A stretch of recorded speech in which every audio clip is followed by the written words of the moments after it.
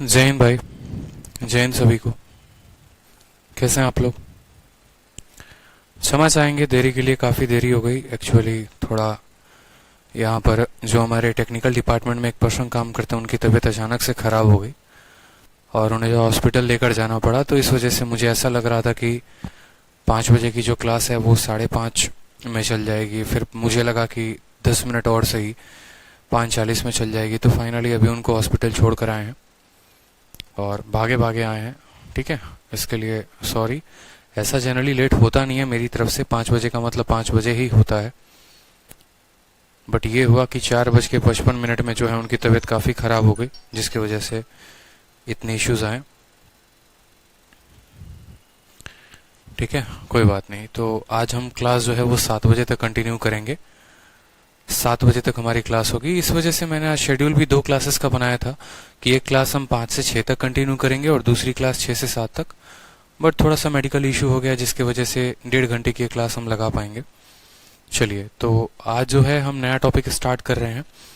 कल जो है यहाँ पर हमने यहाँ तक ख़त्म किया था, क्वेश्चन नंबर 43 तक। और आज हमें पढ़ना है type number 6, question based on number of article. ठीक है, हाँ। अभी राइट नाउ जो है विक्रमजीत सर लेकर गए हैं उनको, और थोड़ा सा बस कंडीशन यहाँ का सही नहीं था। बस ये होता है यार कि देखो, ज़िंदगी का कोई भरोसा नहीं है। लोग पैसे कमाने के पीछे भागते हैं, कुछ लोग ऐसे होते हैं, बट यार पैसे कोई काम आते नहीं है ज़िंदगी में। जब ऊपर वाले का बुलावा आ जाए तो जाना पड़ता है, किसी कुछ कह नहीं सकते। बस ये बातें सोच सोच कर कभी मायूसी आ जाती है लाइफ में। कोई बात नहीं, हो जाएगा, ठीक हो जाएगा। आप लोगों की दुआएं हैं, ठीक हो सकता है, कोई दिक्कत नहीं है। तो आज हम नया टाइप पढ़ते हैं, number of article. Number of article में देखिए बहुत अच्छे कंसेप्ट का इस्तेमाल हम करेंगे, जिससे हम काफ़ी क्वेश्चंस को बना पाएंगे। ठीक है, तो सवाल देखते हैं। Question number 44। क्वेश्चन में बोला गया है, एक व्यक्ति कुछ आर्टिकल को खरीदते हैं। 10 रुपए में 11 आर्टिकल खरीदते हैं और बेचते हैं 11 रुपए में 10 आर्टिकल। बताइए प्रॉफिट होगा कितने का या फिर लॉस होगा कितने का, ये हमसे बोला गया है। तो देखो, आर्टिकल में है ना, एक से एक शानदार क्वेश्चन बनते हैं। राइट नाउ अभी एसएससी उतना टफ क्वेश्चन पूछ नहीं रही है, लेकिन बाकी एग्जाम्स में जो है यूपीएसआई हो गया और जैसे जीडी का पेपर हो गया, या फिर अगर आप बात करें यूपीएससी के सीसैट की, ठीक है, या बैंकिंग की, तो उनमें ये क्वेश्चंस आते हैं। ठीक है, नंबर ऑफ आर्टिकल के बेस के काफी अच्छे क्वेश्चंस आते हैं। तो इनमें हमें पूरा टाइम जो है वो एक ही कंसेप्ट रखना है। और कंसेप्ट हमारा क्या होना चाहिए? कंसेप्ट हमारा ये होना चाहिए कि कभी भी हमें नंबर ऑफ आर्टिकल को बराबर करना है, आपको कीमत को बराबर नहीं करना। होता क्या है कि जैसे मान लो कोई पर्सन है, जैसे मान लो मैं हूं, मैं जो है मान लो दिल्ली से कुछ सामान लेकर आता हूं, फिर मैं मुंबई से कुछ रेट पे सामान लेके आता हूं। मान लो मुझे दिल्ली में 10 रुपए में 2 शर्ट मिले, या 2 शर्ट तो नहीं कह सकते, मान लो 1000 रुपए में 2 शर्ट मिली। मुंबई में गया तो 1000 रुपए में 4 शर्ट मिली। तो ऐसा नहीं है कि मुझे पैसे को बराबर रखना है 1000, मुझे जो है वो शर्ट को बराबर रखना है। कि अगर मैं 1000 में 2 यहाँ लाया और 1000 में 4 वहां पर लेकर आया, तो मैं यहाँ 4 शर्ट कितने में लाऊंगा? तो यहाँ 4 शर्ट में 2000 में लेके आऊंगा, वहां 4 शर्ट में कितने में लेके आऊंगा? 1000 में लेके आऊंगा।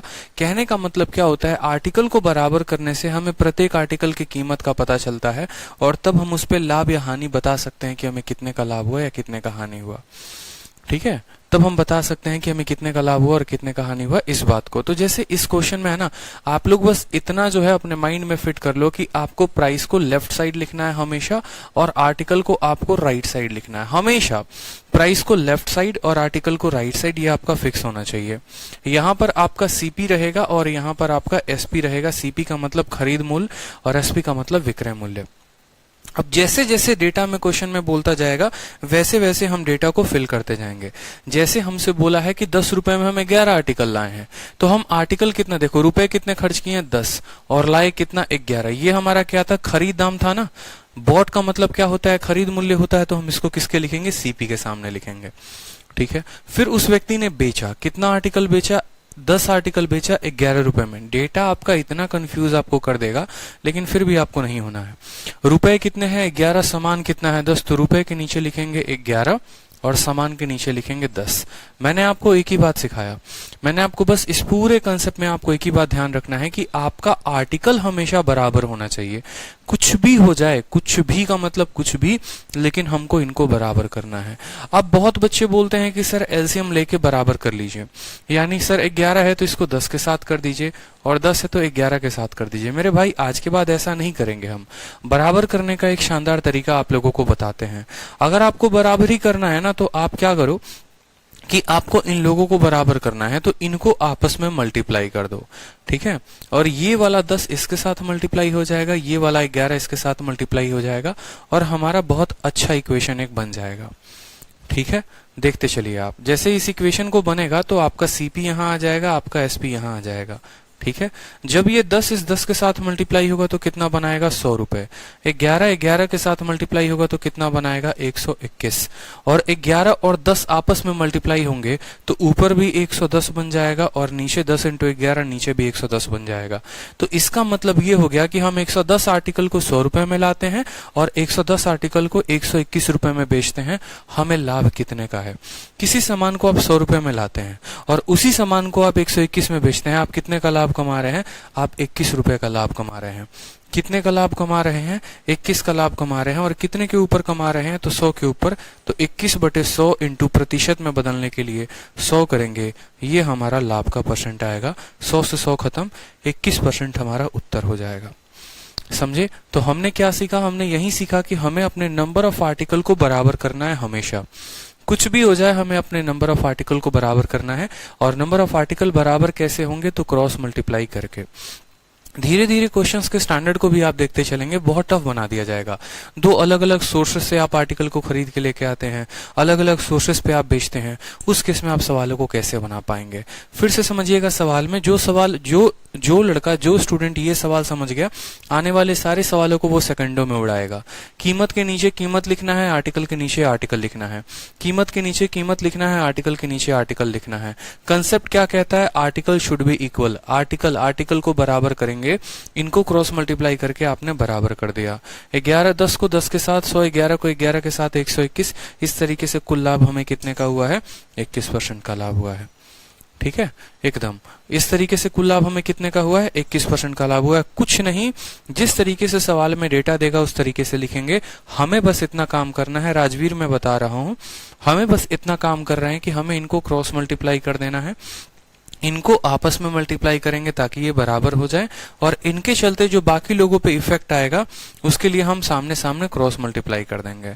10 को 10 के साथ करेंगे 100, 11 को 11 के साथ करेंगे 121। 2-3 सवाल देखिए तब आपको और मजा आएगा और आप और अच्छे से समझ पाएंगे।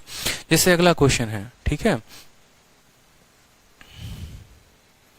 अगला क्वेश्चन आप देखिए, ये रहा आपका अगला क्वेश्चन। एक व्यक्ति कुछ आर्टिकल को 36 इंटू 189 के दर पे खरीदता है, बताइए। थोड़ा डेटा को टफ कर दिया बट कोई दिक्कत की बात नहीं है, कर सकते हैं। अगला क्वेश्चन बनाइए आप लोग, सवाल पढ़िए क्या दिया गया है। A person bought some article at a rate of 36 for rupees 189 and sold them at 45 for 189. Profit या लॉस परसेंटेज कितने का होगा? एक व्यक्ति कुछ सामान को 36 रुपए में खरीदता है। देखो तो सेम तरीके से यहाँ पर प्राइस को हम प्राइस रखेंगे, यहाँ पर हम आर्टिकल की जगह आर्टिकल लिखेंगे, यहाँ हमारा सीपी हो जाएगा, ठीक है, और यहाँ पर हमारा एसपी हो जाएगा। हम जो खरीद रहे हैं कितना रुपए में खरीद रहे हैं? 189 रुपीज में। कितने आर्टिकल को? तो आप बोलेंगे सर आपने 189 रुपीज में, है ना, देखेंगे 189 रुपीज में कितने आर्टिकल हमने खरीदे हैं? 36 खरीदे हैं। और हमने बेचा कितना है? तो 189 में हमने कितने आर्टिकल बेचे हैं? हमने 45 बेचे हैं। कितने बेचे? हमने 45 बेचे हैं, ठीक है। ये हमारा खरीदने का दर हो गया और ये हमारा बेचने का दर हो गया। अब जैसा कि कोई स्टूडेंट बोलेगा कि सर क्रॉस मल्टीप्लाई कर दो, तो यहाँ पर आप क्रॉस मल्टीप्लाई करेंगे, ठीक है, कोई दिक्कत की बात नहीं, लेकिन क्रॉस मल्टीप्लाई बहुत लंबा हो जाएगा आपका। अगर आप सोचेंगे ना कि सर पहले क्रॉस मल्टीप्लाई, तो नहीं, तो क्रॉस मल्टीप्लाई करने के पहले एक बात को हमेशा ध्यान में रखना कि ये एक रेशियो में है कि नहीं है। कहने का मतलब क्या है कि आप 36 सामान को इतने में लेकर आए, क्या ये दोनों कट सकते हैं? अगर ये कट सकते हैं तो इनको छोटा से छोटा बनाओ, जितना छोटा बनाओगे फायदे में उतना रहोगे। 9 से काटो तो 9 से कटेगा ये 21 बार में, और 9 से काटोगे इसको तो 9 से कटेगा 4 बार में। अगर 189 रुपए में 36 सामान तो 21 रुपए में 4 सामान। समान। समझ में आया बात? इनको जितना हम छोटा बना सकते हैं उतना छोटा बनाएंगे। उसी तरीके से 9 से काटो तो 21 बार में, और 9 से काटो तो कितनी बार में? 5 बार में। यानी जो रेशियो आपका 189 और 36 का था वही रेशियो आपका 21 और 4 का होगा। तो ऊपर वाले को 21:4 लिख सकते हैं। क्या लिख सकते हैं? ऊपर वाले को हम 21:4 लिख सकते हैं, और नीचे वाले को हम जो है 21:5 लिख सकते हैं। ठीक है। प्राइस और आर्टिकल को हमेशा रेशियो में लिखना है। लिख लिया। अब उसके बाद मैंने क्या बोला था? हमेशा आर्टिकल को बराबर करना होता है। आर्टिकल को हमें बराबर करना है। आर्टिकल को बराबर करना है तो इनको करेंगे आपस में मल्टीप्लाई, और यहां पर क्रॉस मल्टीप्लाई। क्या होगा? Cross multiply. तो 21 को 5 के साथ करो तो यहां पर आ जाएगा 105। 5 को 4 के साथ आपस में करो हो जाएगा 20। 21 को करो 4 के साथ तो हो जाएगा 84। ठीक है। और 5 को 4 के साथ करो तो कितना हो जाएगा? 20। इस हिसाब से 20 आर्टिकल इतने में हमने खरीदा है और 20 आर्टिकल 84 में हमने बेचा है। आप मुझे बताओ आपको नुकसान हुआ है कि फायदा हुआ है? आप बोलेंगे सर नुकसान हुआ है। कितने का नुकसान हुआ है? तो आपको 21 का नुकसान हुआ है। दिख रहा है? 105 में खरीदा, 84 में बेचा, 21 का नुकसान। कितने के ऊपर? 105 के ऊपर। तो 21/105 इंटू क्या करेंगे हम? 100 करेंगे। 21 से 5 बार में कटेगा, 5 से हमारा 20 बार में कटेगा, तो 20% का हमें क्या हो जाएगा? लॉस हो जाएगा। 20% is the loss correct answer. ठीक है। 20% होगा हमारा लॉस। कोई समस्या की बात? इनको रेशियो में ले लो। इसीलिए मैंने जान के ये क्वेश्चन जो है यहां पर मैंने 21 और 3 ना देकर 189 और 36 दिया, ताकि मैं आपको ये भी कंसेप्ट साथ में साथ बता सकूं कि आपको यहाँ रेशियो लेना होता है। एक्चुअली रेशियो का मतलब पता है क्या होता है? यहां पर हम प्रत्येक वस्तु का दर लेते हैं कि एक वस्तु कितने की आई, और उस हिसाब से हम सवाल को बनाते हैं। ठीक है। उस हिसाब से हम सवाल को बनाते हैं। जैसे एक सिंपल सा क्वेश्चन मेरी तरफ से है। आप मुझे बताइए, आप किसी दुकान में गए, सामान खरीदे। ठीक है। आपने कितना सामान खरीदा? आपने मान लीजिए कि 10 सामान खरीदा। कितने रुपए में? 15 रुपए में। और आपने जो है, ठीक है, 9 सामान बेचा। कितने रुपए में? 12 रुपए में। आप मुझे बताओ आपको कितने का नुकसान हुआ? आर्टिकल खरीदे हैं 10 15 रुपए में, और 9 आर्टिकल बेचे हैं 12 रुपए में। आप मुझे बताइए कि आपको कितने का फायदा हुआ, कितने का नुकसान हुआ, कितने प्रतिशत का? ठीक है। 10 आर्टिकल 15 रुपए में और बेचे हैं 9 आर्टिकल 12 रुपए में, तो कितने का नुकसान, कितने का फायदा? कितने का नुकसान, कितने का फायदा? बताइए। अब देखो, इसको सॉल्व करने के 2 तरीके हैं। ठीक है। दोनों तरीके हम यहाँ पर आपको लिख देते हैं। पहला तरीका तो ये हो गया कि जैसे आपने यहाँ पर सीपी को सीपी लिखा है। देखिए, सेम तरीका। कोई स्टूडेंट सोचे कि सर आंसर में परिवर्तन आएगा, तो आंसर में कोई परिवर्तन नहीं आएगा आपका यहाँ पर। जैसे एक तो तरीका हो गया कि यहाँ पर हम क्या करें, इनको बराबर करना है और इनको जो है सामने सामने क्रॉस मल्टीप्लाई करना है। 15 को 9 के साथ करेंगे तो आ जाएगा 135। 12 को 10 के साथ करेंगे तो आ जाएगा 120, और इनको तो छोड़ ही दो, ये बराबर हो गए हैं, इनसे कोई मतलब है नहीं, बट फिर भी लिख लो 10 इंटू 9 90, 9 इंटू 10 90। आपने सामान खरीदा कितने का? 135 का। बेचा कितने में? 120 में। कितने का नुकसान? 15 का नुकसान। 15 का नुकसान कितने के ऊपर? 135 के ऊपर। तो 15/35 इंटू 100। ठीक है। 15 छक 90 और 15 नवा कितना होता है? 135। 100/9 कितना होता है? 11 सही 1/9% का आपको नुकसान हुआ। 11 सही 1/9% का नुकसान हुआ आपको। कोई दिक्कत की बात? अब ये तो तरीका एक ऐसे हो गया, और दूसरा तरीका जो है वो आप ऐसे कर सकते हो कि आप शुरू में ही इनका अनुपात ले लो। आप शुरू में ही इनका अनुपात ले लो। जैसे मानो आपने, जैसे मैंने आपको सिखाया कि आप प्राइस को प्राइस लिखो, आर्टिकल को आप आर्टिकल लिखो, यहाँ सीपी की जगह सीपी लिखो, एसपी की जगह एसपी लिखो। अगर आप देखोगे तो ये 15 और ये 10, क्या ये 5 से कट रहे हैं? तो बोलेंगे हाँ सर 5 से कट रहे हैं। कितनी बार में 5 से कटेंगे? तो 15 3 बार में कटेगा और 10 2 बार में कटेगा। ठीक है। नीचे वाला जो है वो किससे कटेगा? 3 से कटेगा। 3 से कटेगा 4 बार में, और ये कितनी बार में? 3 बार में। ठीक है। कोई समस्या की बात यहाँ पे? अब सेम तरीके से हमारे ये रेशियोज आ गए। हम क्या करेंगे, इनको क्रॉस मल्टीप्लाई आपस में कर देंगे ताकि ये बराबर हो जाए, और यहाँ पर सामने सामने मल्टीप्लाई।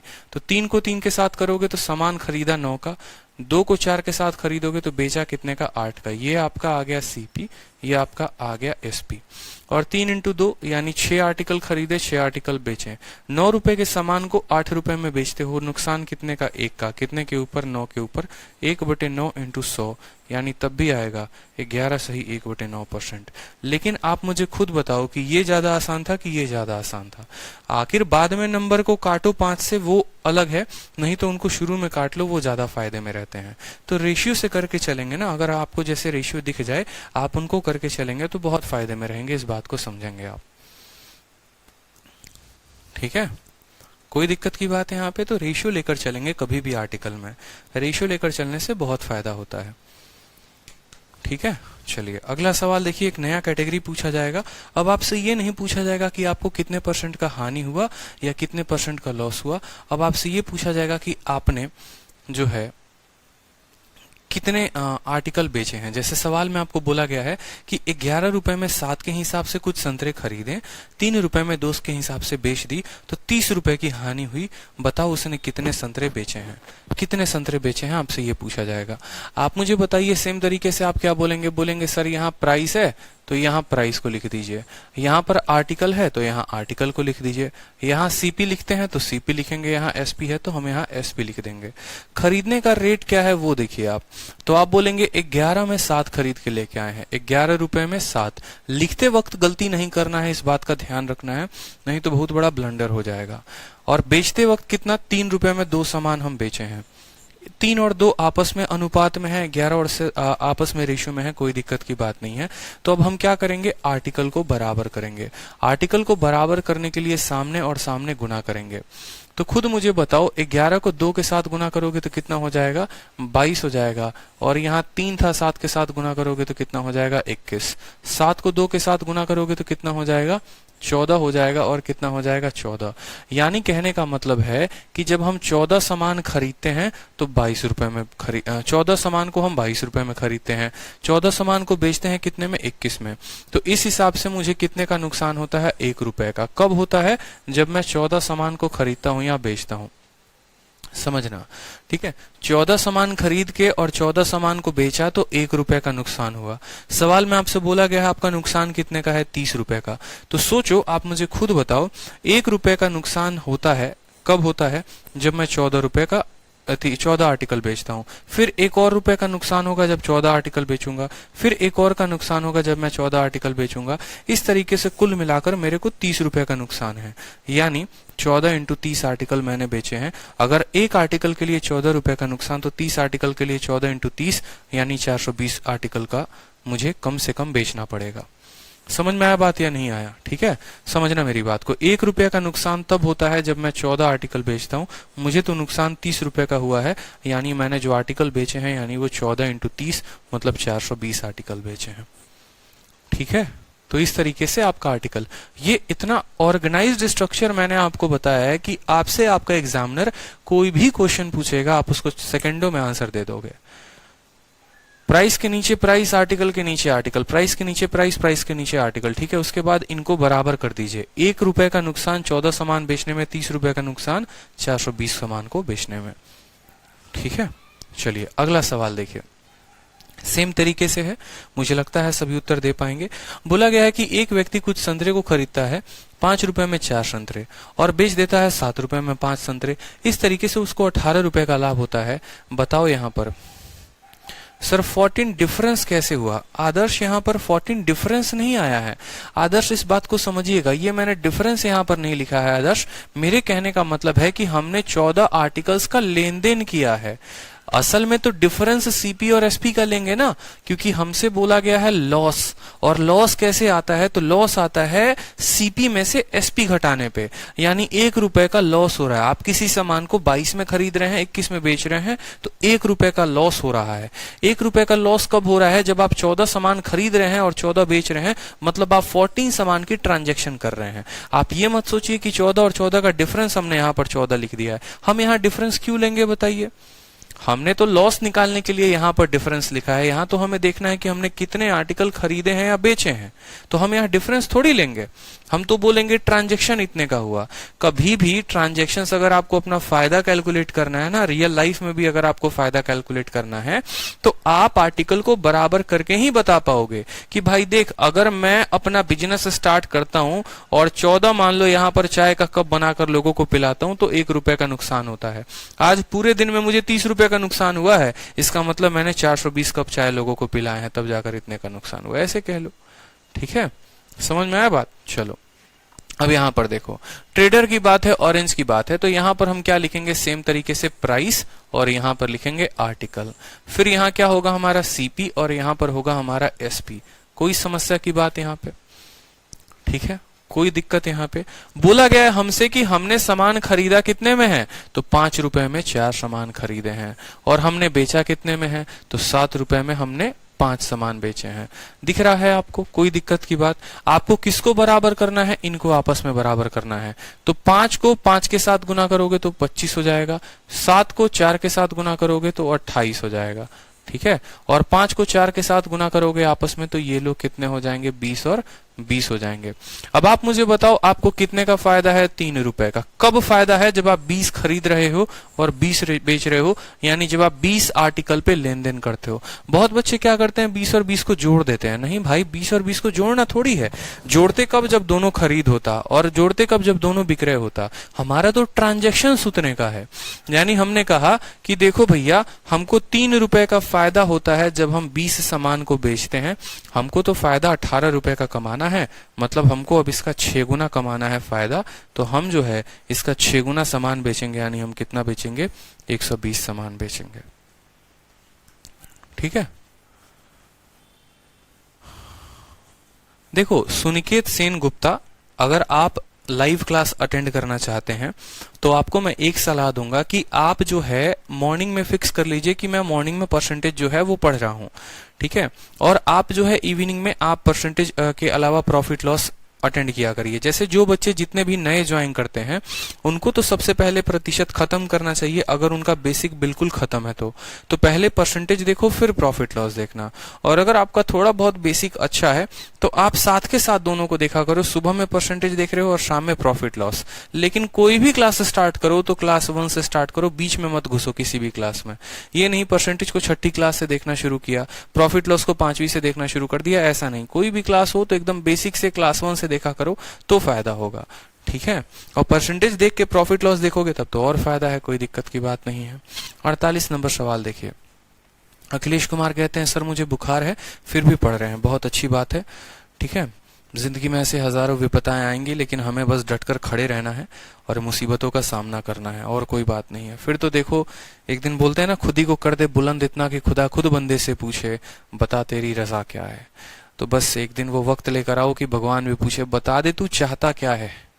ठीक है, चलो सवाल को देखो। एक ट्रेडर कुछ सामान को खरीदता है 8 रुपए में 15 की दर से, और वो बेच कितने में देता है, वो x रुपए में x आर्टिकल को बेचता है 2 रुपए की दर से।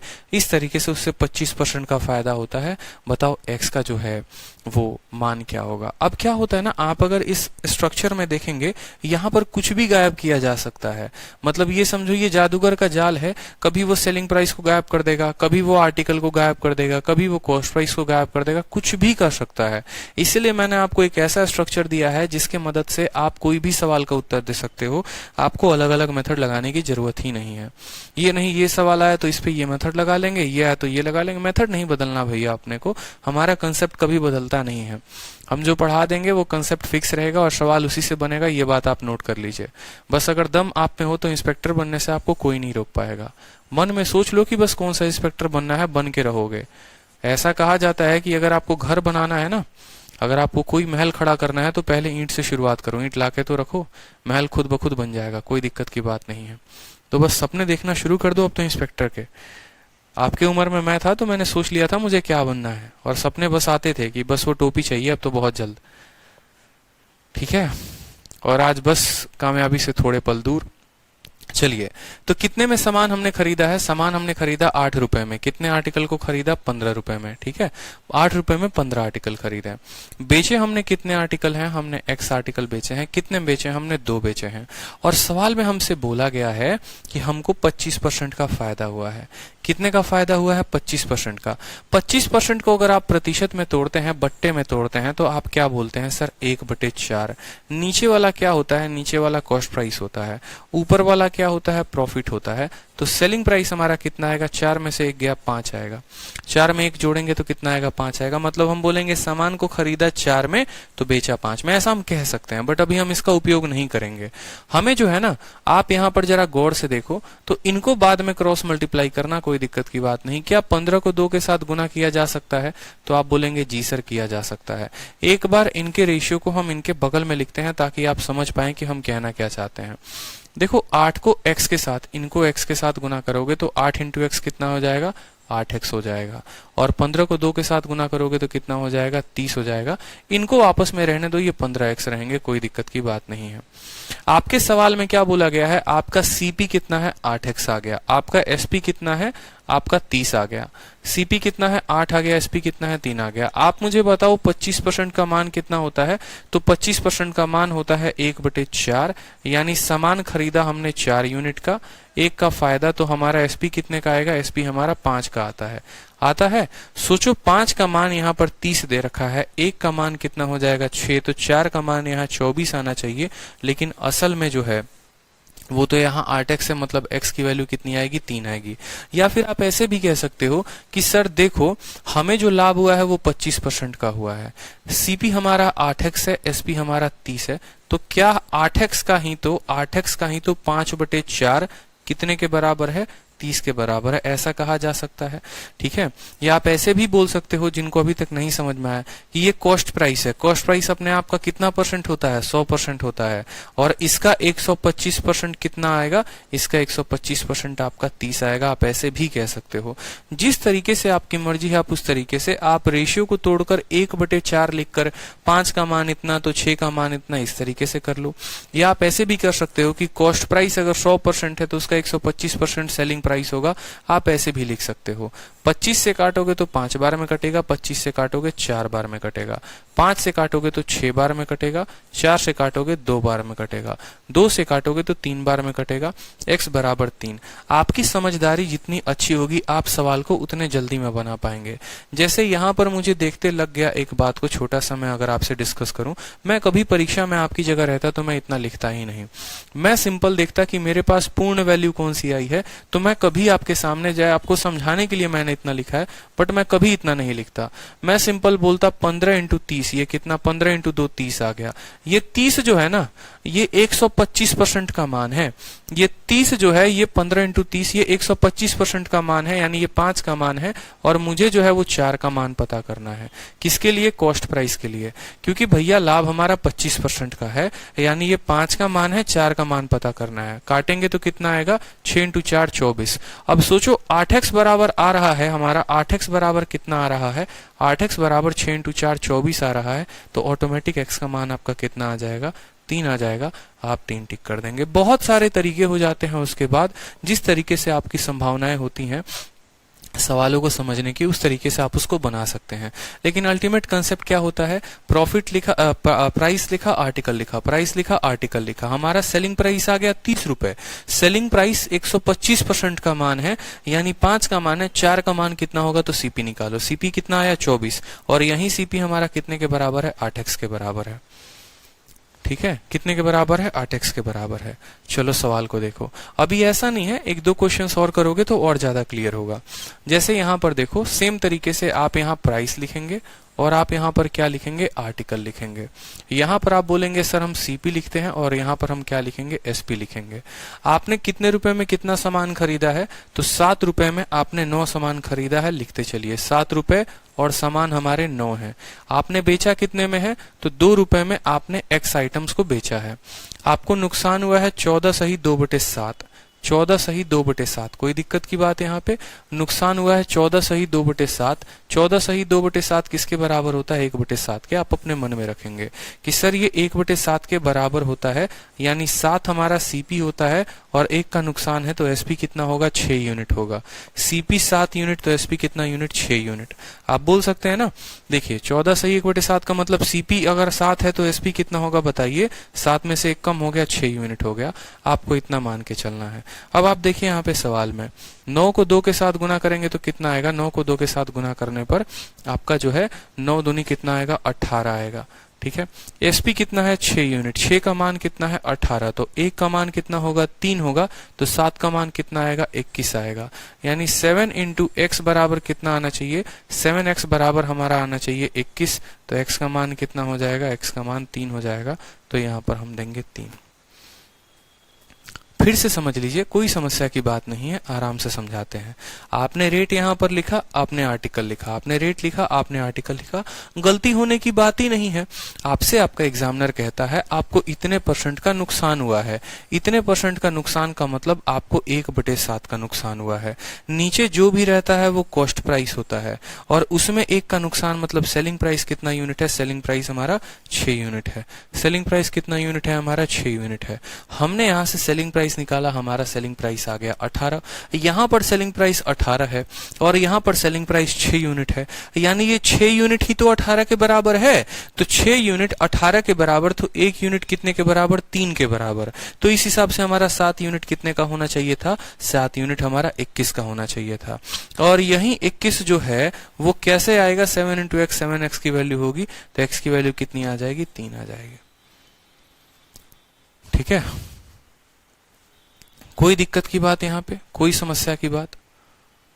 ठीक है, और अगर किसी को ऐसे कुछ भी नहीं समझना है कि सर ये हमको नहीं समझ में आ रहा है, तो सबसे बढ़िया जैसे मैं कह रहा हूं वो करो। देखो 9 को 2 के साथ गुना करो, 18 आ गया। ठीक है, 7 को x के साथ गुना करो, कितने आ गया? 7x आ गया। आपको पता है ठीक है, कि ये जो 7x है ना, ये 7x है ना, आपको लॉस कितने का है? 14 सही 2/7, यानी आपको 1/7 का लॉस है। यानी ये वस्तु अपने आप के 6/7 में बिकेगी, और 6/7 में बिकेगी तो बिकेगी कितने में? 18 में। 7 से आपका 7 खत्म, 6 से आपका 18, 3 बार में खत्म, x का मान आपका 3 आ गया। आप ऐसे कह लो, जैसे होता है ना कि कोई आर्टिकल 100 रुपए का है और उसको 75% के नुकसान पर बेचना है, यानी उसको 25/100 में बेचना है, 25/100 में बेचना है, आप ऐसे बोलते हो। उसी तरीके से ये आर्टिकल जो है 14 सही 2/7 के नुकसान पर बेचना है, यानी इसको इसके 6/7 पे बेचना है, तो x का मान कितना आ जाएगा? 13। उसी तरीके से यहाँ पर भी आप सेम तरीके से समझ सकते थे कि मान लो आपको कुछ नहीं समझ में आया, 15 को 2 के साथ गुना करेंगे तो 30 आएगा, और 8 को x के साथ गुना करेंगे तो 8x आएगा। तो समान है 8x का।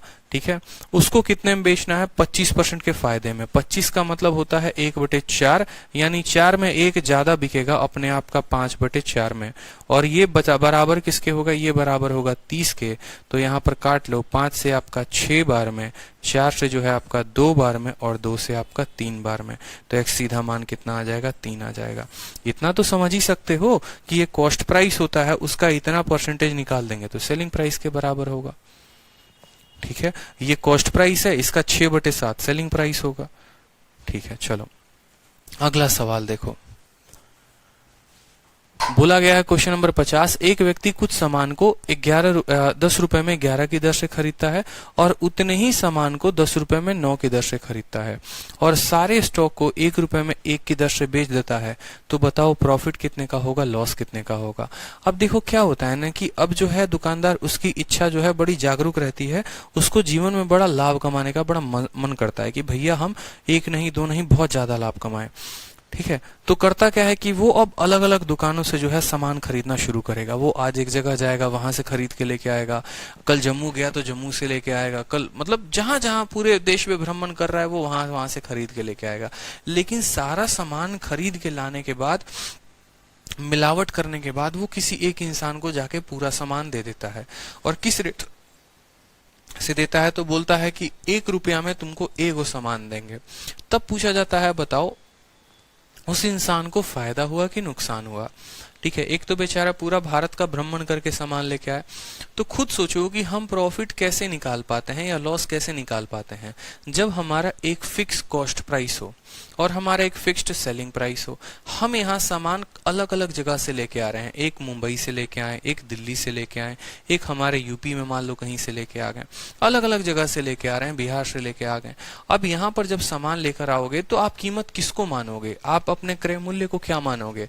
क्या आपका क्रय मूल्य ये होगा या क्या आपका क्रय मूल्य ये होगा? जैसे दो जगह से खरीद के लेके आए हो तो किसको अपना रेट मानोगे और किसके साथ एसपी को कंपेयर करोगे? अब तो दिक्कत हो जाएगी भाई। तो ऐसे केस में क्या करते हैं हम, बोलते बेटा देखो खरीदना जहां से भी है तुम खरीदो, तुम्हारा हम जो है एक पूरा का पूरा क्या करेंगे, हम तुम्हारा एक पर्टिकुलर जो है कॉस्ट प्राइस निकालेंगे।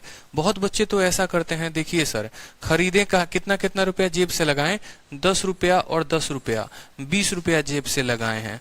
यहाँ पर 11 सामान खरीदे, यहाँ पर 9 सामान खरीदे हैं, 20 रुपया में सर 20 सामान जो है, देखो ऐसा बोलेगा बच्चा सर सामान जो है वो कितना खरीदा, जेब से लगाए 20 रुपए, सामान खरीदे 20, एक सामान को एक में बेचते हैं तो 20 सामान को 20 में बेच देंगे, नाइदर प्रॉफिट नॉर लॉस, और उसको मिलेगा भी ऑप्शन नंबर ए। इतना खुश होकर टिक करेगा ना जैसे जीवन में कितना बड़ा सॉल्यूशन उसने कर दिया हो। लेकिन बाद में जब होता है तो मिलता है लड्डू और ऊपर से जाते हैं 2 आने की जगह 2.5 नंबर।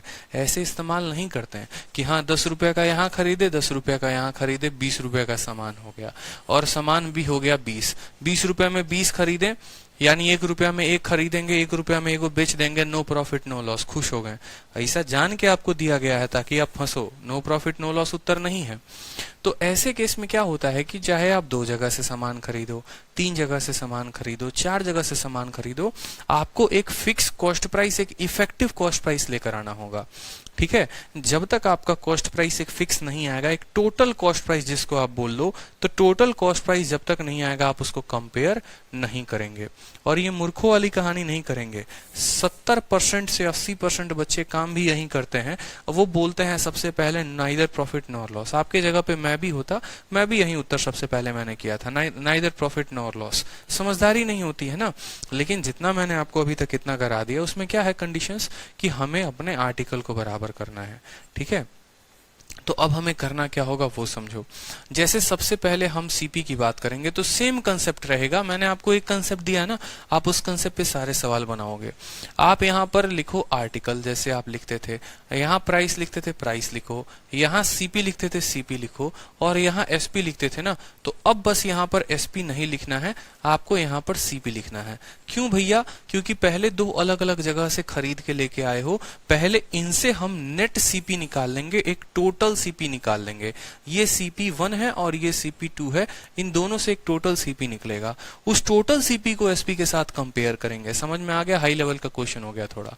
तो कितना सामान खरीद के लेके आए? 11 सामान। कितने रुपए में पहले वाले दुकान से लाए? ठीक है, 11। देखो कितने सामान को लेकर आए हो? 11 सामान को 10 रुपए में। दूसरी वाली दुकान से कितने में लेके आए हो? तो 10 रुपए में 9 सामान लेकर आए हो। कोई दिक्कत की बात? जैसे जैसे बोलते जाता है वैसे वैसे लिखते जाते हैं। आर्टिकल के नीचे आर्टिकल, प्राइस के नीचे प्राइस। ये पहले दुकान से खरीदने का रेट था, ये दूसरे दुकान से। हमारा फंडामेंटल क्या कहता है जनाब बताइए? हमारा फंडामेंटल ये कहता है कि हमको इनको क्रॉस मल्टीप्लाई करना है। क्या करना है? क्रॉस मल्टीप्लाई, और यहाँ सामने सामने मल्टीप्लीकेशन करना है।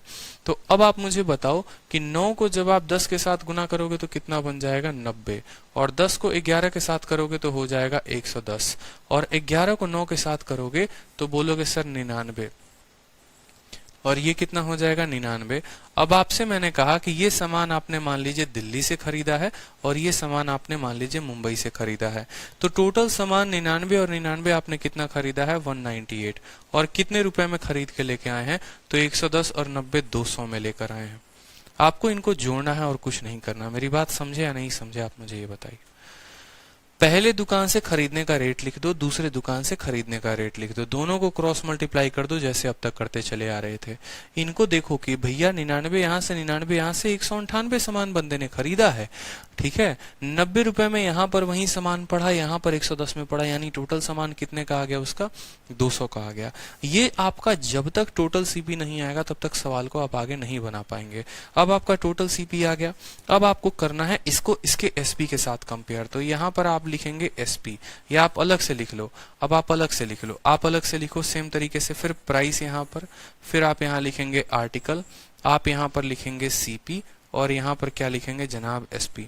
अल्टीमेट हमें टोटल सीपी निकालना होता है। सीपी हमारा 200 और 198 है। अगर हम 4 से काटना चाहे तो काट सकते हैं, नहीं हम चाहे तो 100 से इसको काट सकते हैं, बट 100 से मत काटो, कोई दिक्कत की बात। 2 से काटना चाहे काट सकते हैं बट मत काटो, ऐसे ही लिख दो, कोई दिक्कत की बात नहीं है। जिसको काट के लिखना है वो लिख देगा, जिसको नहीं लिखना वो नहीं लिखेगा। अब मेरा मानना है आपने यहाँ सीपी लिख दिया, ठीक है। एसपी का रेट क्या है, 1 रुपए में एक सामान। एसपी का रेट क्या है, 1 रुपए में कितना सामान, एक सामान। 1 रुपए में कितना सामान, एक सामान। आर्टिकल को क्या करना होता है, बराबर करना होता है, क्रॉस मल्टीप्लाई कर लो। 1 को 200 के साथ करोगे 200 आएगा, 198 को 1 के साथ करोगे 198 आएगा, और इनको आपस में करोगे तो 198 आएगा। या आप ऐसे भी कह सकते हो 1 रुपए में एक सामान तो 198 रुपए में 198 सामान। यहाँ पर आपके आर्टिकल बराबर हो गए कि नहीं हो गए, आप बोलेंगे जी सर हो गए। टोटल सामान खरीदा कितने का था, 200 का, और बेचा कितने का, 198 का। आपको क्या होगा, लॉस होगा कि प्रॉफिट होगा, बोलेंगे सर लॉस होगा। कितने परसेंट का, 2 रुपए का लॉस। कितने के ऊपर होगा, 200 के ऊपर होगा। तो 2/200 इंटू क्या करेंगे, 100 करेंगे। 2 से 2 खत्म, 0 से 0 खत्म, 1% का हमारा क्या आएगा, लॉस आएगा। ऑप्शन नंबर डी जो है वो करेक्ट आंसर होगा। ठीक है, जब हमें टोटल सीपी निकालना होगा ना, तो दोनों सीपी को हम ऐड करेंगे, इस बात को समझिए। जैसे हमें प्रॉफिट या लॉस पता करना होता है तो हम इन दोनों को माइनस करते हैं, क्योंकि सीपी को एसपी के साथ थोड़ी ऐड किया जाता है कहीं पर। लेकिन टोटल सीपी निकालना, मैंने कहा दिल्ली से आपने इतने का सामान खरीदा, मुंबई से इतना खरीदा, तो टोटल अगर मैं पूछूं कि आज आपके पास कितना सामान है और वो कितने रुपए का है, तो उनको ऐड ही करोगे ना। ठीक है, कोई दिक्कत की बात, कंसेप्ट हर जगह सेम रहेगा, कहीं पर मैंने कोई कंसेप्ट नहीं बदला है। ऐसा नहीं है कि हमने यहाँ पर ये बोल दिया वो बोल दिया, क्योंकि ये कंसेप्ट बहुत रिसर्च करने के बाद बने हैं आपके लिए, ताकि आपको कोई दिक्कत ना हो। आर्टिकल यहाँ, प्राइस यहाँ, रेट से लिखा, दोनों आपने टोटल सीपी निकाल लिया, टोटल सीपी आपका आ गया है। 200 रुपए में 198 आर्टिकल खरीदे हैं और 198 आर्टिकल को 198 में बेचा है आपने। 2 का नुकसान 200 के ऊपर into 100, 1% is the correct answer. Clear हुआ, कोई समस्या की बात यहाँ पे देख लीजिए एक बार अच्छे तरीके से। गलती कहीं नहीं करनी है, कोई गलती नहीं करनी है, सवालों का लेवल कितना भी टफ क्यों ना हो जाए, हम लोग होशियार हैं, हम गलती नहीं करेंगे। ठीक है, चलिए अगला सवाल देखिए।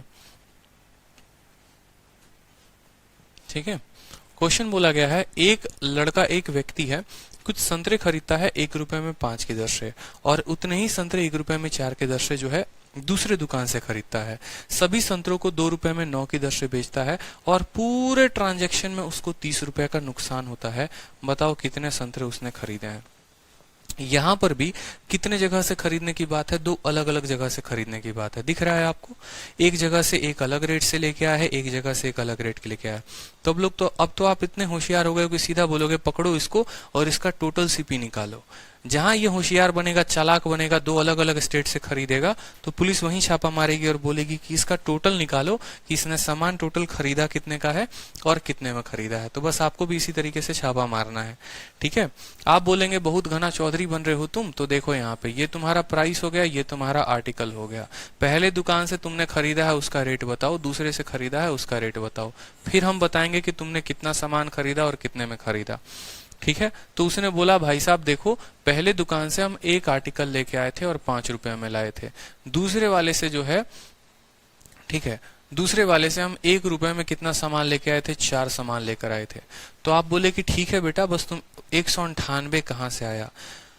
ठीक है, 198 कहाँ से आया, बहुत अच्छा क्वेश्चन है, you are a good question. ठीक है, 99 और 99 को जोड़े हैं तो 198 आया है, और 110 और 90 को जोड़े हैं तो 200 आया है।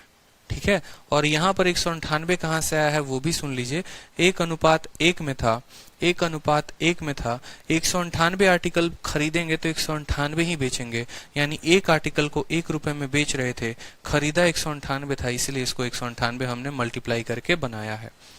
ठीक है, तो चलिए हम अपनी बात करते हैं। यहाँ पे 5 आर्टिकल है, 4 आर्टिकल है, तो यहाँ पर अब आप क्या करेंगे, सबसे पहले क्रॉस मल्टीप्लाई करेंगे। 4 को 1 के साथ गुना करेंगे तो कितना आएगा, 4 आएगा।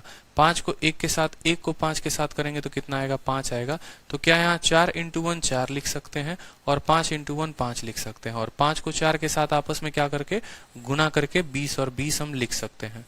ठीक है, बड़े ध्यान से देखना एक बार, यहां देख लो, फिर मत पूछना कि ये 5 कहां से आया, 4 कहां से आया, 20 कहां से आया, 20 कहां से आया। क्रॉस मल्टीप्लाई करने से आया, इस बात को ध्यान रखो। यानी इस दुकान में अगर 20 सामान खरीदते हो तो 4 रुपए का पड़ता है, और यहाँ 20 सामान खरीदते हो तो 9 रुपए का पड़ता है। यानी टोटल सामान अगर लेकर आओगे तो 40 लेकर आओगे, और जेब से जो खर्च करोगे वो 9 रुपए खर्च करोगे। ये क्या आ गया आपका, तो ये आप बोलेंगे सर ये मेरा टोटल सीपी आ गया है। क्या आ गया, हमारा टोटल सीपी आ गया है। अब आपका ये टोटल सीपी आ गया है, इसी के नीचे एसपी लिख लेते हैं। क्यों, अलग से जो है उधर जाकर बर्बाद करना समय, या अलग से लिखना है तो अलग से भी लिख लो, कोई दिक्कत की बात नहीं है। अब यहाँ बोलोगे सर ये प्राइस है हमारा, आप इसी के नीचे भी लिख सकते हो, कोई दिक्कत नहीं है, आप इसी के नीचे लिख लो, ये आपका एसपी हो जाएगा। ठीक है, बट मैं अलग से लिख देता हूं, छोड़ो। ये प्राइस हो गया और ये आर्टिकल हो गया। यहां पर आप टोटल सीपी लिखेंगे और यहां पर आप टोटल एसपी लिखेंगे। आप मुझे बताइए आप कितना सामान लेकर आते हैं, 9 सामान, 9 रुपए में 40 आर्टिकल लेकर आते हैं, और आप बेचते कितना है आप वो मुझे बताइए। तो आप जो है वो बेचते हैं कितना, 2 रुपए में 9 आर्टिकल। 2 रुपए में कितना बेचते हैं जनाब, 2 रुपए में आप 9 आर्टिकल बेचते हैं। कोई समस्या की बात यहाँ पे, आपने टोटल सीपी निकाला, वो यहां से निकाला, आपका एसपी दिया गया है, वो क्वेश्चन में दिया गया है। सेम फंडामेंटल हमेशा अपनाना है कि हमें आर्टिकल को बराबर करना है। आर्टिकल को बराबर करने का मतलब आमने सामने का गुना। तो 9 को 9 के साथ गुना करेंगे तो आ जाएगा हमारा 81, और यहाँ पर 2 था उसको 40 के साथ करेंगे तो आ जाएगा 80, और 40 इंटू 9 कितना हो जाएगा, 40 इंटू 9 यानी 360 आइटम खरीदे थे और 360 आइटम बेचे हैं। आप मुझे बताओ 360 आइटम को खरीदने पर 360 आइटम 81 में खरीदा जाता है और 360 आइटम 80 में बेचा जाता है, कितने का नुकसान होता है हमें, तो हमें जो नुकसान होता है वो 1 रुपए का। 81 में खरीद के 80 में बेच रहे हैं। फिर सेम सवाल हो गया, 1 रुपए का नुकसान कब होता है, जब आप 360 आइटम को खरीदते हो या 360 आइटम को बेचते हो। असल में आपका नुकसान कितने का है, 30 रुपए का है। आपका नुकसान कितने का है जनाब, 30 का है, यानी इसका कितना गुना है, 30 गुना है। तो आप सामान 20 का 30 गुना बेचोगे, यानी 36 का 30 गुना 10,800 आपका उत्तर आ जाएगा। यानी 10,800 सामान जब बेचोगे तो आपको इतने का नुकसान होगा। बहुत सिंपल है, एकदम सिंपल है, कोई दिक्कत की बात नहीं है। आर्टिकल प्राइस टोटल सीपी आ गया, टोटल सीपी हमारा आ गया। उसी तरीके से आर्टिकल प्राइस में टोटल सीपी यानी क्रय मूल्य लिख दिया, टोटल विक्रय मूल्य लिख दिया। फिर हमने यहाँ पर देखा यार एक नुकसान होता है जब 360 सामान की डीलिंग करते हैं, नुकसान 30 का करवाना है तो कम से कम 10,800 आर्टिकल हमें बेचने होंगे। क्लियर है, चलिए अगला क्वेश्चन देखिए आप लोग। ठीक है, अगला जो है ये लास्ट है आर्टिकल के ऊपर, और ये जो है काफी शानदार लेवल का क्वेश्चन है। इसके बाद जो है आपका ये टॉपिक आर्टिकल वाला जो होता है और आर्टिकल से संबंधित जितने भी प्रश्न होते हैं वो सारे के सारे खत्म हो जाते हैं। हाँ, अगर सर पूछे कितना बाई किया, तो भाई जितना बाई करेगा उतना ही तो सेल करेगा ना। आप खुद सोचो, वो बेचेगा उतना ही जितना वो खरीदा होगा। यानी अगर हमसे पूछेगा कितना खरीदा था तो 10,800, बट सवाल में ऐसे नहीं होता, बोला होता है कि कितने आर्टिकल, ये बाई तो पूछा है, find the number of oranges that he purchases, कितना उसने खरीदा है। तो यही तो बात है, संतरों की संख्या 10,800 है। आपका जो भी डाउट है आप बेहिचक पूछो, कोई दिक्कत की बात नहीं, बस रेलिवेंट डाउट होना चाहिए। ठीक है, ऐसा नहीं बीच क्लास में टपक गए और तब पूछ रहे हैं सर ये कहां से आया वो कहां से आया, फिर उससे आपका समय भी बर्बाद होगा, हमारा भी बर्बाद होगा। सवाल में देखिए बोला गया है एक व्यक्ति कुछ सामान को खरीदता है, 20 रुपए में 6 सामान खरीदता है और अब उसका डबल सामान खरीदता है 26 रुपए में 8 की दर से, और सारे स्टॉक को बेच देता है 118 रुपए में 24 की दर से। बताओ प्रॉफिट या लॉस परसेंटेज कितना होगा। ठीक है। अखिलेश कुमार, बिल्कुल सारे के सारे क्वेश्चंस आप लोगों ने मेरी शीट की खासियत एक देखी होगी, पूरे इंडिया में आपको इस तरह की शीट नहीं मिलेगी कि ये सारे के सारे शीट की है ना एक कैटेगरी बनी हुई है, एक टाइप बना हुआ है। आर्टिकल जब पढ़ाते हैं तो आर्टिकल के ही आपको क्वेश्चंस मिलेंगे, इलेक्शन पढ़ाते हैं तो इलेक्शंस के ही क्वेश्चन मिलेंगे। और उसकी भी खासियत पता है क्या है, पहला थोड़ा आसान, दूसरा थोड़ा उससे ऊपर, तीसरा थोड़ा ऊपर। इसलिए मैं दो शब्द का हमेशा इस्तेमाल करता हूं अपने शीट के लिए, एक तो वो आपको टाइप वाइज मिलेगा और दूसरा आपको लेवल वाइज मिलेगा। शुरू में बच्चा नहीं समझता है टाइप वाइज और लेवल वाइज का मतलब क्या होता है, बट शीट देखने के बाद, लगाने के बाद समझ में आता है अच्छा ठीक है कि परसेंटेज में अगर 20 टाइप हैं तो आपकी शीट में 20 अलग अलग कैटेगरी बनाकर दिए गए हैं। और लेवल वाइज का मतलब यह है कि पहला सवाल एमटीएस, दूसरा सीएचएसएल, तीसरा सीजीएल और चौथा सीजीएल मेंस। इस तरीके से है आपका ये, समझ रहे हैं बात को। तो ये टाइप वाइज और लेवल वाइज का कंसेप्ट है जिसके ऊपर हम काम कर रहे हैं और जिसके ऊपर आप लोगों को काफी अच्छे से समझ में भी आता है और रिस्पॉन्स भी आप लोगों का काफी अच्छा रहता है। अब यहाँ पर भी सवाल बोला गया है, एकदम हल्का सवाल है, एक्चुअली में ये सीजीएल मेंस का सवाल है और यूपीएसआई में ही पूछा गया है और एक बार कैट में भी पूछा गया है। तो कोई दिक्कत की बात नहीं, एकदम सिंपल क्वेश्चन है, मेंस का क्वेश्चन है, आराम से बनाएंगे। बोला गया है कि देखो यहाँ पर दो अलग अलग दुकान से फिर वो सामान खरीद रहा है कि नहीं खरीद रहा है, बताओ। एक दुकान से 20 रुपए में 6 सामान खरीदता है और दूसरे दुकान में उसका डबल खरीदता है, दूसरे दुकान में उसका डबल खरीदता है और वहां पर 26 रुपए में 8 सामान खरीद के लेके आता है। ठीक है, तो हम यहाँ पर क्या बोलेंगे, सेम तरीके से हमेशा हमारा कंसेप्ट रहेगा, प्राइस को यहाँ पर लिखना है, आर्टिकल को यहाँ पर लिखना है। यहाँ पर पहले दुकान से खरीदा है और यहाँ पर दूसरे दुकान से खरीदा है, कोई दिक्कत की बात यहाँ। दोनों दुकान से खरीदने का रेट हमने लिख दिया CP1 CP2। पहले दुकान से जनाब हमने कितना खरीदा है वो देखिए, तो आप बोलेंगे सर 20 रुपए में हम कितना सामान लेकर आए हैं, तो 20 रुपए में हम 6 सामान लेकर आए हैं। और दूसरे दुकान से कितना लेकर आए हैं, तो दूसरे दुकान से जो रेट है खरीद के लेकर आने की, आप बस रेट की बात करो, 26 रुपए में आप कितना सामान लेकर आए हो, 8 सामान लेकर आए हो। ठीक है, 26 रुपए में आप कितना सामान लेकर आए हो, 8 सामान लेकर आए हो। ये दोनों जगह का रेट है। उसके बाद क्या बात करेगा क्वेश्चन में, क्या नहीं करेगा, हमें कोई फर्क नहीं पड़ता है। ठीक है, अब आप मुझे बताओ क्या ये दोनों पहले आपको रेशियो में दिख रहे हैं? आप बोलेंगे जी सर हमको रेशियो में दिख रहा है। तो अगर आपका मल्टीप्लीकेशन बड़ा ना हो, इसके लिए शुरू में ही इनको क्या कर दो, काट दो। यानी अगर आप 20 और 6 को देखोगे तो 2 से काटोगे तो ये 10 और 3 हो जाएगा, और इसको काटोगे तो ये 13 और 4 हो जाएगा। तो लिख लो 10:3 और 13:4। क्यों भैया हमने ऐसा किया है, आपको पता है ना, 26 8 को 13 4 क्यों लिखा, कैलकुलेशन लंबा ना हो। ठीक है, हो गया, कोई दिक्कत की बात यहाँ पे। अब इतना हमने करने के बाद हमें क्या करना होता है, अपने आर्टिकल को बराबर करना होता है, बराबर करना होता है और इनको सामने सामने मल्टीप्लाई। इतना तो अब जो है एक 5वीं क्लास का बच्चा भी कर देगा। 4 को 10 के साथ मल्टीप्लाई करोगे तो 40 आएगा, 13 को 3 के साथ करोगे तो 39 आएगा। यानी 40 यहाँ पर आ गया और 39 यहाँ पर आ गया, और 4 और 3 को आपस में गुना करोगे तो कितना आएगा, 12 यहाँ आएगा, 12 यहाँ आएगा। लेकिन इस बार आपका एग्जामिनर आपसे खेल गया, और कहाँ खेल गया, सवाल में खेल गया आपसे। यहां तक किसी को कोई कष्ट, कोई दिक्कत तो नहीं है कि भैया हमने गुना गुना करके कैसे बराबर कर लिया। ठीक है, कोई परेशानी की बात नहीं है। अब आपका एग्जामिनर खेलता आपके साथ कैसे है वो समझो। वो आपको बोलता है, क्या बोलता है, दूसरे वाले लाइन को बड़े ध्यान से पढ़िए कि 20 में इतने की दर से कुछ संतरे खरीदे, कितने खरीदे कोई आइडिया नहीं, और इतने में इतने की दर से उससे दोगुनी खरीदा। मतलब पहले दुकान में आप जितना सामान खरीदते हैं, दूसरे में आप उसके दुकान से डबल सामान खरीदते हैं। अगर आप यहाँ 12 लेंगे तो आपको यहाँ 24 सामान लेना पड़ेगा। अगर आप यहाँ से 10 सामान खरीद रहे हैं तो यहाँ से 20 खरीद रहे हैं। अगर यहाँ से 50 खरीद रहे हैं तो यहाँ से 100 खरीद रहे हैं। मतलब इसका दोगुना सामान आप यहाँ पे खरीद रहे हैं, इसका दोगुना सामान यहाँ खरीद रहे हैं। तो सोचो कि 12 सामान खरीदा 39 में, तो फिर से 12 सामान और खरीदेंगे, फिर 39 रुपए लगाएंगे। यानी इस तरीके से इसका दोगुना सामान, यानी 12 का दोगुना हो जाएगा 24 और 39 का दोगुना हो जाएगा हमारा 78। क्यों हमें ऐसा लिखना पड़ा है, क्योंकि हमारा एग्जामिनर बोला है इसका दोगुना खरीद रहे हो। पहली दुकान से जितना खरीदोगे दूसरी से उसका दोगुना खरीदोगे, इसीलिए दोगुना करना है, 3 गुना करना है, 4 गुना करना है, तो हमें उसका क्या करना पड़ेगा, डबल करना पड़ेगा। कल के दिन बोलता ना इसका 3 गुना खरीद रहे हैं, तो 12 को 3 के साथ करते तो 39 भी 3 के साथ होता। बोलता है इसका 4 गुना, तो 12 को 4 के साथ करते तो 39 भी 4 के साथ होता।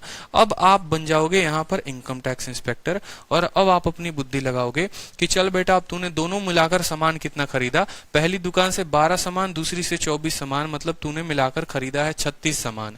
पहले में खर्चा किया 40 रुपए, दूसरे में खर्चा किया 78, मतलब 8 और 7 4 11, इतने रुपए का सामान खरीदा है और इतना सामान खरीदा है। कोई समस्या की बात यहाँ पर, यहाँ तक किसी को कोई कष्ट, कोई दिक्कत, यहाँ तक तो आता ही है आर्टिकल को बराबर करना और प्राइस को लिखना। अब आप आ जाते हैं यहाँ पर अपनी स्टोरी को लेकर कि यहाँ पर फिर से आप लिखते हैं प्राइस और यहाँ पर आप लिखते हैं आर्टिकल, फिर यहाँ पर आप लिखते हैं सीपी और यहाँ पर आप लिखते हैं एसपी। आपने पहले दुकान से 118 आर्टिकल को खरीदा है और कितने में खरीदा है आपने, यहाँ पर अलग कलम का इस्तेमाल कर दिया जाता है, 118 आर्टिकल खरीदे हैं 36 रुपए में। ठीक है भाई, कोई दिक्कत की बात यहाँ पे। और बेचा कितना है, सभी को 118 आर्टिकल को बेच दिया, 118 रुपए में आपने बेचा है 24 आर्टिकल को। ठीक है, आप देखो यहाँ पर फिर से आपका कैलकुलेशन काफी कॉम्प्लेक्स हो जाएगा, बहुत मुश्किल हो जाएगा। तो कभी भी कैलकुलेशन कठिन ना हो तो इसको क्या करते हैं, कट्टम कुटाई आपस में खेल लेते हैं। क्या 6 से ये आपका कटेगा, नहीं कटेगा। 2 से आपका ये कटेगा, बताओ। ठीक है, 2 से आपका ये कटेगा, बताओ। इनको आपस में मत काट लेना कि 118 को 118 के साथ काट लिया, ऐसे कट्टम कुटाई नहीं करनी है। जैसे इसको अगर ऊपर वाले को काटोगे ना तो देखो 4 से 4 3 के 4 दूनी 8, 38 नहीं कटेगा। 59 से आप इसको काट सकते हो, या अगर आपको नहीं काटना है तो मैं आपको एक और सॉल्यूशन देता हूं, आप वैसे भी कर सकते हो। आपसे सवाल में पूछा क्या गया है, प्रॉफिट या लॉस परसेंट पूछा गया है। आपसे यही तो पूछा गया है प्रॉफिट या लॉस कितना होगा। तो आप क्या करते हैं, इनको आपस में गुना करते हैं। मत करिए गुना, ऐसे रहने दीजिए। यहां पर आपका सामान कितने का आएगा, तो 118 इंटू 24, तो आपका सीपी आएगा 118 इंटू 24 आएगा। और एसपी कितने का आएगा, 118 इंटू 36 आएगा। कितना आएगा, 118 इंटू 36 आएगा। ठीक है, समझ रहे हैं मेरी बात को। आपका सीपी कितना आया, 118 इंटू 24, आपका एसपी आया 118 इंटू 36। ठीक है, अब आपको पता है कि सीपी 4 रुपए है और एसपी 5 रुपए है, तो इनको हम 4:5 भी लिख सकते हैं। सीपी एसपी का रेशियो देखिए कि ये किस रेशियो में है, 118 से 118 खत्म, और 24 और 36 कितनी बार में, 6 से आप काटो, 8 से 12 से 2 बार में और 12 से 3 बार में। 2 रुपए के सामान को 3 रुपए में बेचे हैं, फायदा कितने का, 1 का। कितने के ऊपर, 2 के ऊपर, 1/2 इंटू 100 यानी 50%। तो मेंस का तो सवाल था, लेकिन उनके लिए कठिन था जिनके पास अप्रोच नहीं था और जो सवालों के साथ ज्यादा समय या ज्यादा कैलकुलेशन कर रहे थे। हमने तो कहीं पर कैलकुलेशन ही नहीं किया, कहीं पर कुछ भी काटने की आवश्यकता नहीं पड़ी। सीपी एसपी का देखो, इसीलिए मैंने शुरू के पहले दिन ही आपको क्लास में बताया था कि किसी सामान का वस्तु का कीमत 112 रुपए और उस वस्तु का विक्रय मूल्य जो है वो मान लो 224 रुपए है। तो बहुत बच्चे क्या करते हैं कि इसको निकालते हैं, 112 का लाभ 112 के ऊपर और तब 100 करते हैं। और बहुत बच्चे क्या करते हैं, बोलते हैं देखो जो लाभ होता है वो इनके अनुपात पे डिपेंड करता है। 112 और 224 1:2 में है, यानी 1 का सामान 2 में बेचे तो भी हमें 1 का लाभ मिला, कितने के ऊपर, 1 का लाभ मिला इतने के ऊपर। फिर से पूरे क्वेश्चंस को हम समझाते हैं। पहली दुकान से आपने इतना सामान खरीदा, दूसरी से उसका डबल खरीदा, यानी 24 सामान 78 में खरीदा। टोटल सीपी हमने निकाल लिया कि 118 में 36 सामान खरीदे हैं। आपने 118 में 36 सामान खरीद लिया, बेचा आपने 118 में 24। आपने यहां पर देखा है कि मुझे इनको गुना करना है, मुझे इनको गुना करना है ना, तो याद रखो जब आपका प्राइस सेम होता है तो आर्टिकल का रेशियो यहाँ पर उल्टा हो जाता है। आप ऐसे भी कह सकते हो कि अगर 36 और 24 है तो ये 24 और 36 आएगा।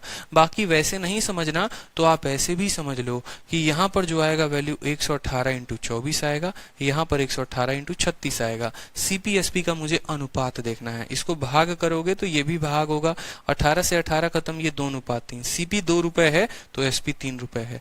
1 का लाभ कितने के ऊपर, 2 के ऊपर इंटू 100 कर लोगे। और बाकी ऐसे समझना चाहते हो, अगर सेकंडों में यहाँ पर आके सवाल उड़ाना चाहते हो तो जब भी ये दाम बराबर होता है ना, जब भी दाम बराबर होता है तो प्राइस का देखो, आर्टिकल का उल्टा यहाँ प्राइस हो जाता है। 36:24 है ना, तो ये 24 और 36 इसका कॉस्ट प्राइस हो जाएगा, यानी सामान खरीदोगे 24 में और बेचोगे 36 में, 12 का लाभ 24 के ऊपर, तो 50% ऐसे ही उत्तर दे दोगे। जैसे एक और क्वेश्चन आया था जहां पर पीछे जो है आपका ये बराबर था, पीछे यहाँ पर प्राइस ही आपका बराबर दिया गया था। वो क्वेश्चन की तरफ अपन चलते हैं जहां पर एक बार प्राइस को बराबर दे दिया गया था, मुझे याद नहीं आ रहा है।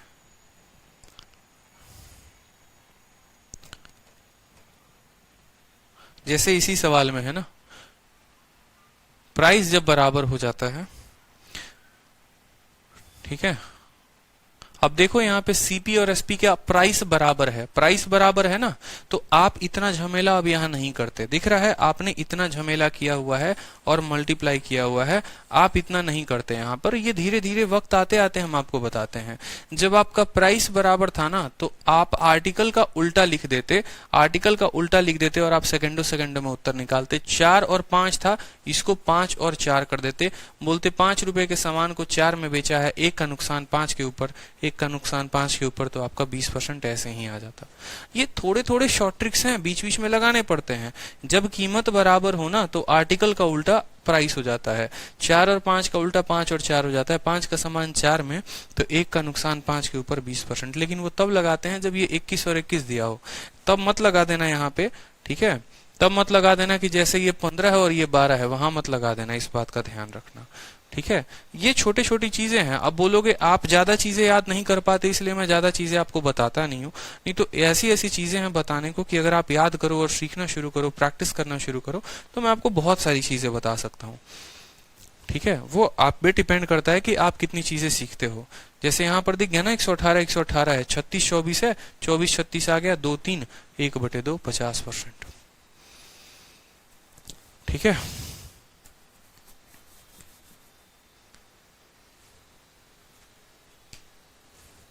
कोई दिक्कत की बात?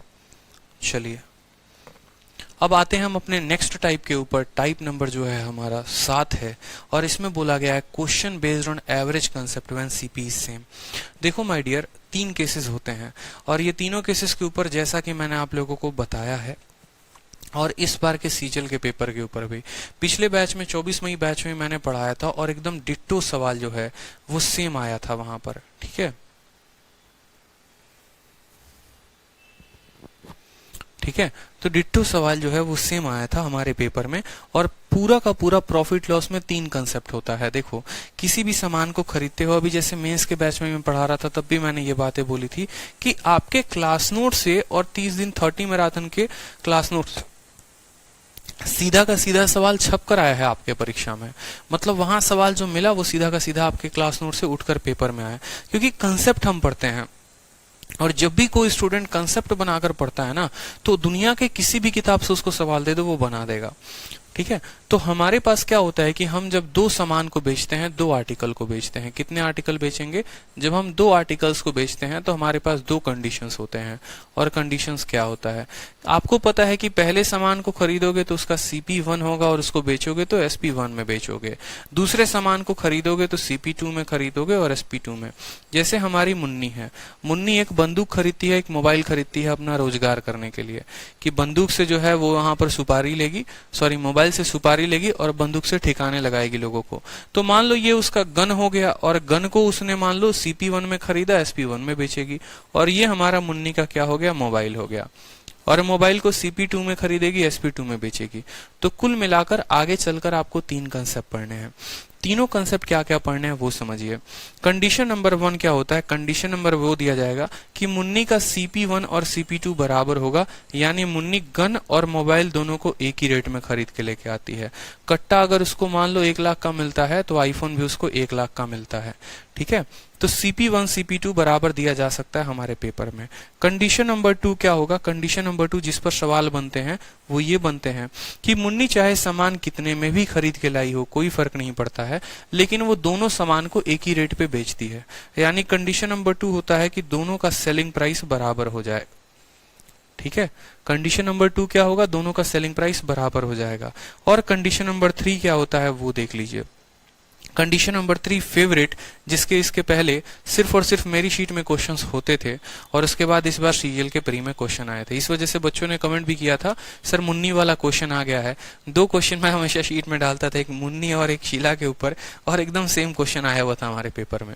कंडीशन नंबर 3 जो होता है वो ये होता है कि पहले आर्टिकल का जो क्रय मूल्य है वो दूसरे के विक्रय मूल्य के बराबर, यानी पहले को जितने में खरीदा दूसरे को उतने में बेचा, या फिर दूसरे को जितने में बेचा उतने में पहले को खरीदा। ये भी हो सकता है पहले को जितने में खरीदा दूसरे को उतने में बेचा, या फिर पहले को जितने में बेचा दूसरे को उतने में खरीदा।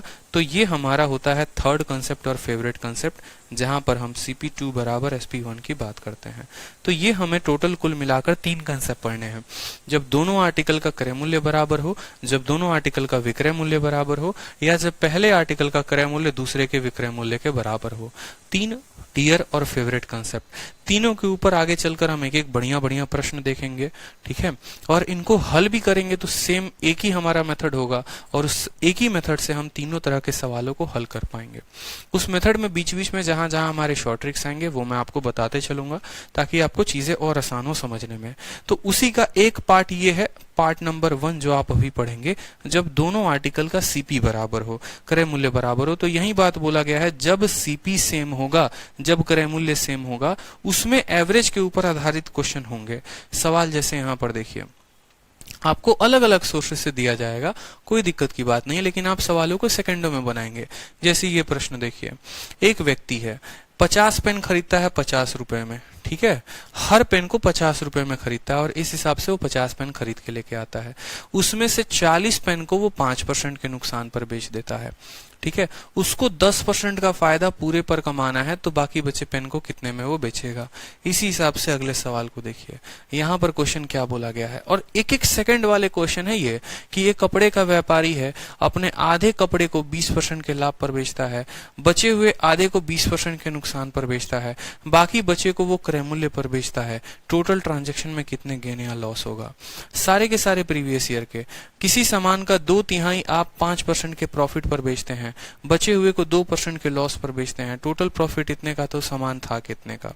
देख रहे हैं आप, ये सभी चीजें बड़े आसान तरीके से हैं, ठीक है। तो सबसे पहले हम बात करते हैं अपने पहले क्वेश्चन की, ठीक है। और उस पहले क्वेश्चन के पहले हमें जो है थोड़ा सा बेसिक जानना पड़ेगा। जैसे मैंने आपको पता है क्या कहा, मैंने आपको कहा कि मैंने जो है सामान यहाँ पर खरीदा है, तो यहाँ पर डेटा देखो और यहाँ फिर एवरेज देखना, आपको समझ में आएगा, ठीक है। और यहाँ पर प्रॉफिट परसेंटेज या लॉस परसेंटेज फिर मैं बात करूंगा। मैंने कहा कि आपने 5 मोबाइल बेचा है या खरीदा है और 50% के लाभ पर।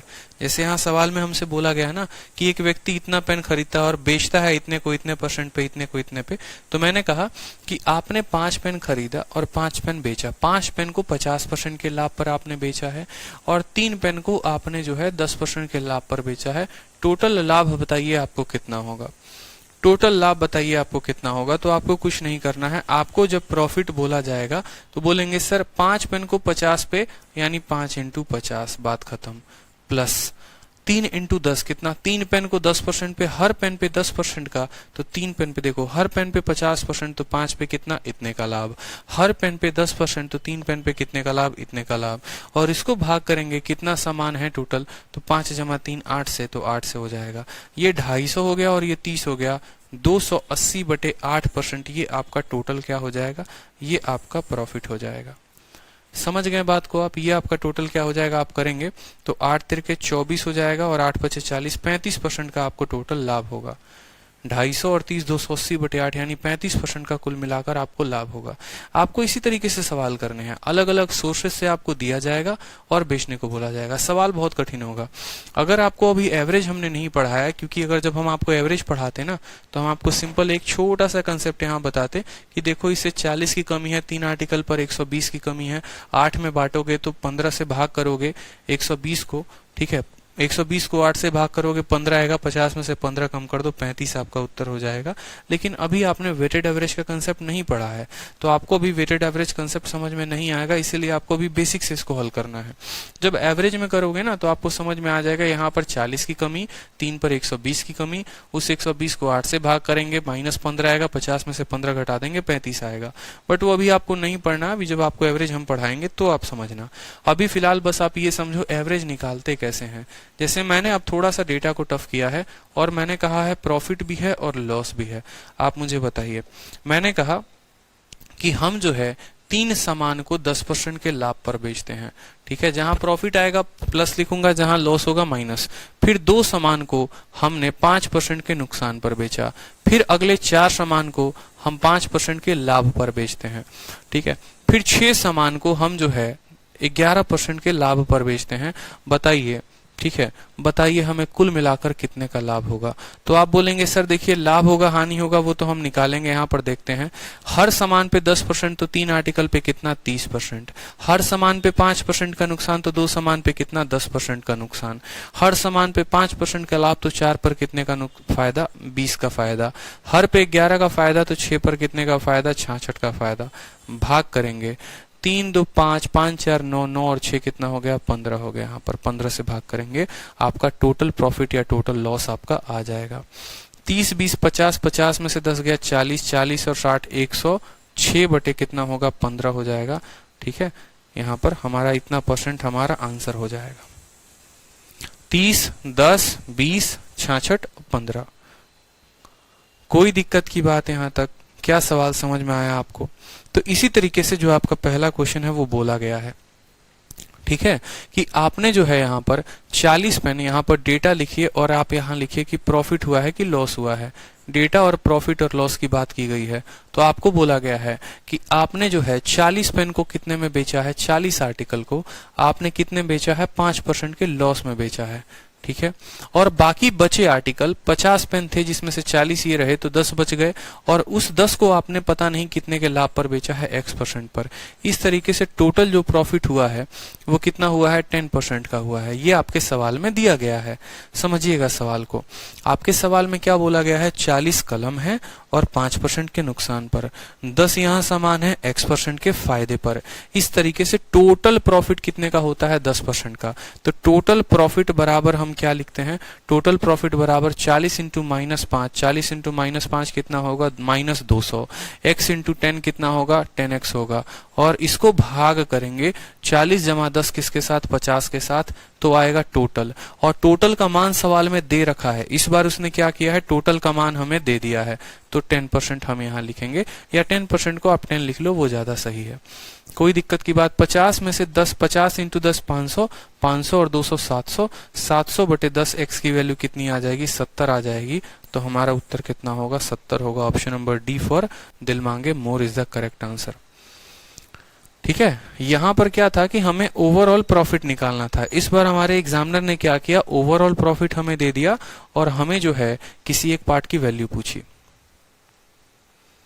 ठीक है, हाँ, फर्स्ट लाइन का यहाँ कोई यूज नहीं है, ये बकवास की बात है कि कितने में खरीदा। इसीलिए तो मैंने कहा ना, हम आपको जो कंसेप्ट दे रहे हैं उसमें बहुत ऐसी चीजें होंगी जिसको आप छोड़कर आगे बढ़ोगे तब भी आपका उत्तर आएगा। अब आपके परीक्षा में जो सवाल आया था एकदम डिट्टो यही आया था, लेकिन इससे हमें कोई फर्क नहीं पड़ना है। पहले लाइन का हम इस्तेमाल करें ना करें हमें कोई फर्क नहीं पड़ता। सवाल को तो हमें जितना आसान से आसान अप्रोच लेकर जाएंगे उतना फायदा है ना। 40 सामान को इतने के नुकसान पे, 10 सामान को इतने के फायदे पे, इस तरीके से कुल फायदा 10% का है। तो टोटल प्रॉफिट बराबर 40 into -5 -200, 10 into x 10 divided by total सामान कितने का है 40 जमा 10 50, वैल्यू आ गई x की 70। ठीक है, कोई दिक्कत की बात? चलिए, तो एकदम सिंपल है। डेटा डेटा जितना बोलेगा लिखेंगे, प्रॉफिट प्रॉफिट, क्या है इसमें, कुछ भी तो नहीं है। अगर आपको डेटा बोलेगा डेटा लिखना, प्रॉफिट बोलेगा प्रॉफिट लिखना। टोटल प्रॉफिट बराबर इनको मल्टीप्लाई करो, फिर इनको मल्टीप्लाई करो, आपस में सबको जोड़ो और भाग कर दो कितने से, टोटल सामान से, यानी 5 जमा 3 से। इतना आसान है, कुछ भी नहीं है।